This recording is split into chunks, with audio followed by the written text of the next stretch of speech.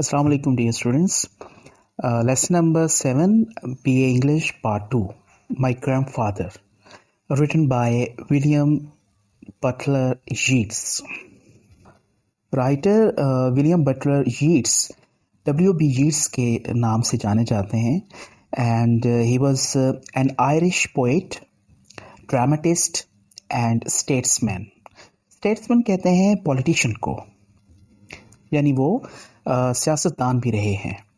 He was born on 13 June 1865 and he died on 28th January 1939.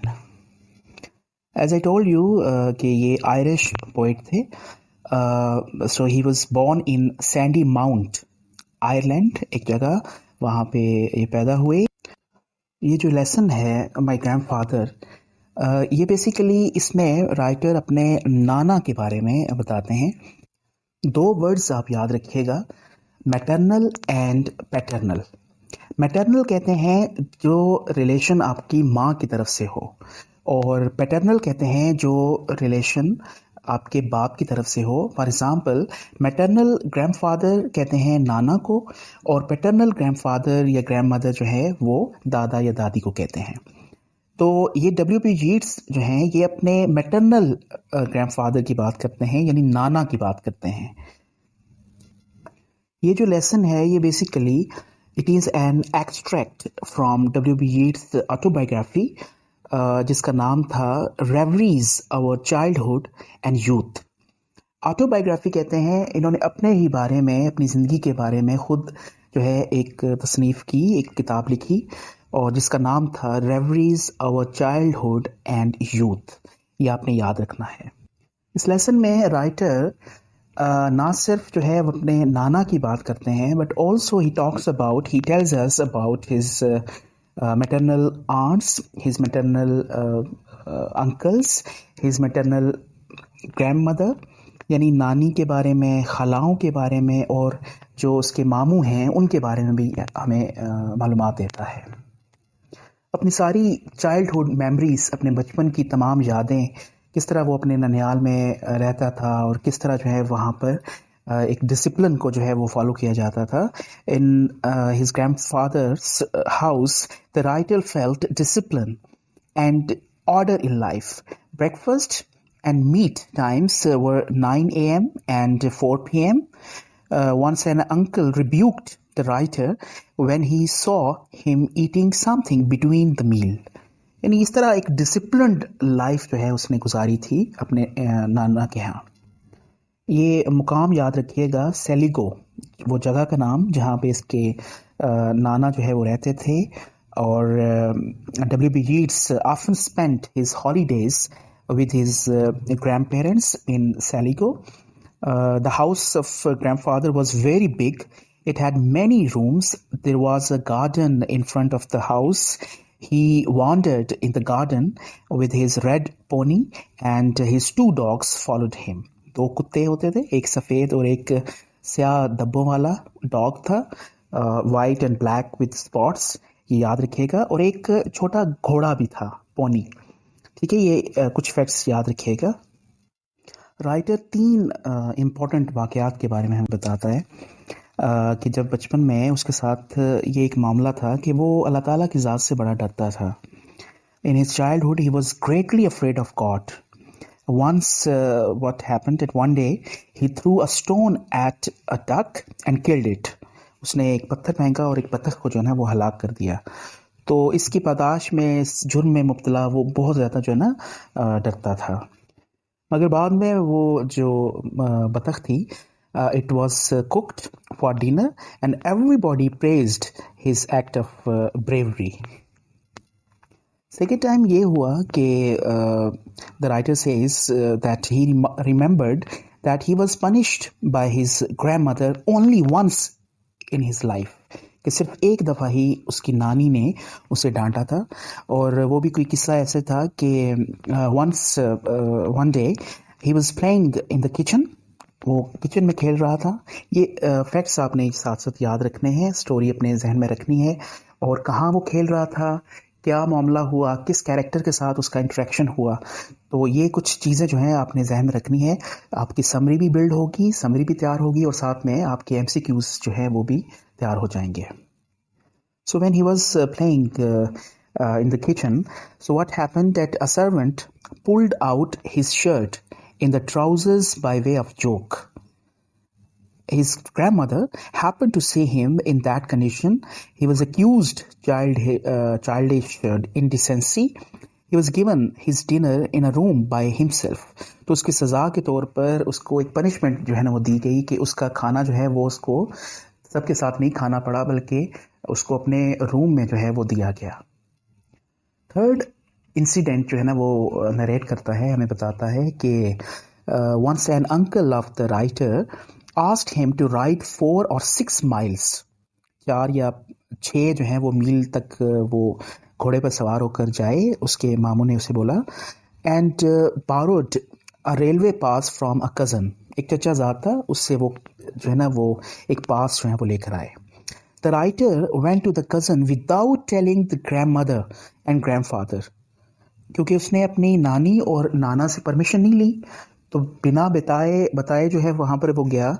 He got horse from the stable. अस्तबल से उसे जो है ना वो घोड़ा लेना पड़ा। The grandfather thought that stable was locked at 8 o'clock, but he did not know that the gate was never locked. The writer completed the work and returned his home in the morning. These were the 3 major incidents in writer's life. इसमें भी आपने इस third जो वाक़या था इसमें याद रखना है कि जो दरवाज़ा है वो 8 बजे लॉक कर दिया जाता था अस्तबल का।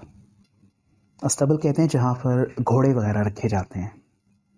राइटर जब अपने नाना की बात करता है तो he says that the writer had some memories of his grandfather on whose knees he used to sit and play. मतलब एक बड़ा ही उनका आपस में प्यार वाला मोहब्बत वाला रिश्ता था। He was quite afraid of his grandfather as well, क्योंकि उसका जो नाना थे वो he was very unkind to other, but so far as writer is concerned, writer received utmost kindness and love from his grandfather. वो अपने नाना के बारे में बताता है कि his grandfather's name was Mr. William Polixfen, और वो हमें बताता है कि he was very brave person. उसका जो बिजनेस था, he was a sailor and he had got his own ships. उसका अपना जो है ना वो जहाज, समुद्री जहाज भी थे। And he sailed across the world. He visited many places और for winning freedom of some Spanish city. तो इसलिए वो उसे बड़ा ही बहादुर शख्स समझता था। ऑन द अदर हैंड जब वो बात करता है अपनी नानी की, तो एज आई टोल्ड यू कि एक दफ़ा जो है उसकी नानी ने उसे डांटा था, तो वो कहता है कि she was very gentle, kind and polite lady. बड़ी जेंटल, शरीफ और बड़ी मेहरबान और बड़ी ही शाइस्ता खातून थी। अब कुछ चीज़ें जो हैं वो हम टेक्स्ट से लेते हैं और हम देखते हैं कि किस तरह इसका लेसन का आगाज़ राइटर करता है और किस तरह बीच में मुख्तलिफ जो डिटेल्स हैं वो देता है। टेक्स्ट के आगाज़ में the writer says, my first memories are fragmentary and isolated and contemporaneous as though one remembered some first moments of the 7 days. कहता बड़ी ही अलग थलग और संकन मेमोरीज हैं, टूटी फूटी हैं, अलग अलग डिफरेंट फैली हुई हैं, और ये ऐसे ही हैं जैसे कोई जब हम कायनात के 7 दिनों का जिक्र करते हैं तो इतनी ही जो है वो तवील और बहुत ही पुरानी हैं। राइटर कहता है कि I remember sitting upon somebody's knees looking out of the Irish window at a wall covered with cracked and falling plaster, but what wall I do not remember. वहाँ पर गुजरे हालात के बारे में और वहाँ कैसे डिसिप्लिन को फॉलो किया जाता था, तो उस बारे में जब हमें राइटर बताता है तो वो अपने अंकल का जिक्र करता है। Then one day at dinner, my great uncle William Middleton says we should not make light of the troubles of children. They are worse than ours because we can see the end of our trouble and they can never see any end. Then writer बात करता है अपनी नानी के बारे में और दो certain words choose करता है, जरा सुनिएगा. Nobody was unkind and my grandmother has still after so many years my gratitude and my reverence. कहता है मैं बड़ा ही अपनी नानी का एहसानमंद हूँ और साथ में बड़ा ही जो है वो उनकी इज़्ज़त करता हूँ. वो अजीम औरत थी. आगे चलकर वो अपने नाना की उम्र के बारे में बताता है और उनके बारे में मज़ीद बताता है. Some of my misery was loneliness and some of the fear of old William Polixfen. यानी कहता है मेरा जो है वो कुछ तन्हाई सबब थी मेरी जो है वो प्रॉब्लम्स का, मेरी टेंशन का, और कुछ जो है वो मेरे नाना जो थे वो भी मेरे जो है खौफ का और वहशत का सबब थे. He was never unkind and I cannot remember that he never spoke harshly to me, but it was a custom to fear and admire him. ये राइटर ने बड़े ही इंपॉर्टेंट दो वर्ड्स यूज़ किए कि इट वॉज अ कस्टम, यानी एक रस्म, एक रवायत थी वहाँ पर कि उससे डरा जाए और उसकी तारीफ़ की जाए. He had won the freedom of some Spanish city for saving life perhaps, but was so silent that his wife never knew it till he was near 80, यानी 80 साल का उसकी जो है वो एज थी. फिर राइटर हमें बताता है कि वहाँ पर कुछ चीज़ें भी थीं उस घर में जो कि उसके नाना जो है वो मुख्तलिफ जगहों से लेकर आए थे. ये कुछ डिटेल है, ये आप अपने जहन में रखिएगा. He has visited many parts of the world, but there was a great scar on his hand made by a whaling hook. Well मछली को पकड़ने के लिए जो कुंडी इस्तेमाल की जाती है उसका ज़ख़म जो था वो उसके नाना के हाथ पर था. And in the dining room was a cabinet with bits of coral and in it and a jar of water from the Jordan for the baptizing of the children, and Chinese pictures upon rice paper, and an ivory walking stick from India that came to me after his death. Writer बताता है कि एक अलमारी में कुछ जो है वो टुकड़े थे, कोरल जो रॉक के कुछ जो है वो टुकड़े थे, और वो बताता है कि एक मर्तबान में जो है वो उसने उर्दन से पानी लाया था जो कि ईसाई बच्चों की जो मजहबी रस्मात हैं उसके लिए यूज़ किया जाता था, और कुछ बारीक कागज़ पर बनी हुई चीनी तस्वीरें थी, तस्वीर ये चाइनीज़ जो पिक्चर्स की बात हुई. और फिर उसने एक हिंदुस्तान से लाई हुई हाथी दांत की आइवरी, एक हाथी दांत की छड़ी के बारे में बताया जो कि बाद में राइटर को अपने नाना की तरफ से मिली.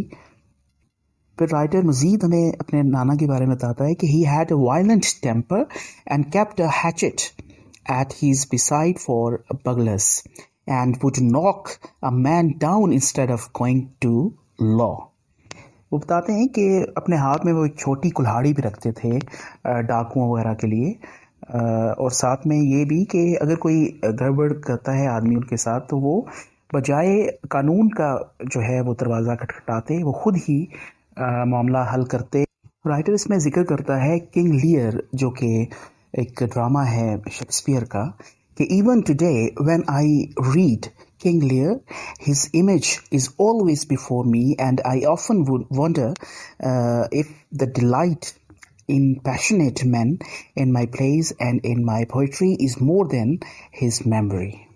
फिर लेसन के टेल एंड पर जाकर वो राइटर अपने एक मामू का भी जिक्र करता है जिसका नाम जॉर्ज पॉलिक्सफेन था, जो कि एक एस्ट्रोलॉजर और एक मिस्टिक, एक नजूमी और एक सूफी बन के बाद में उभरा. लेसन के एंड पर वो अपनी नानी के बारे में बताता है और अपने अंकल्स और अपनी आंट्स के बारे में. He says but I was always afraid of my uncles and aunts. Lesson को कंक्लूड इस तरह करता है writer, indeed I remember little of my childhood but it's pain. कहता है मैं अपने बचपन के बारे में बहुत कम याद रखता हूँ, लेकिन जो भी याद रखता हूँ वो दुख और दर्द ही है. I have grown happier with every year of life, as though gradually conquering something in myself. For certainly my miseries were not made by others, but were a part of my own mind. कहता है जो भी मेरी परेशानियां थी वो दूसरों की पैदा की हुई नहीं थी, बल्कि वो मेरे अपने ही जहन का एक हिस्सा थी। आई होप कि ये लेक्चर भी आपके लिए हेल्पफुल होगा। इसके इम्पॉर्टेंट पॉइंट्स अपने जहन में रखिएगा। Take care. अल्लाह हाफिज़।